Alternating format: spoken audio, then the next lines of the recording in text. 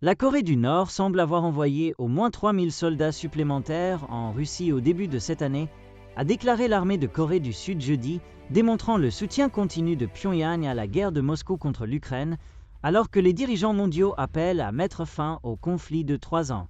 La nouvelle survient après que le vice-ministre des Affaires étrangères de Russie, Andrei Rudenko, a déclaré qu'une visite du dirigeant nord-coréen, Kim Jong-un, en Russie, est en préparation, selon l'agence de presse d'État TASS.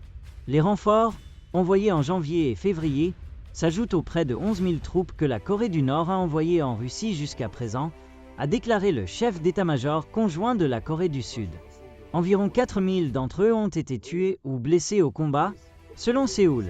Pyongyang a également envoyé une quantité considérable de missiles balistiques à portée courte et d'autres armements. La Corée du Sud a déclaré que les contributions de Pyongyang devraient augmenter en fonction de la situation.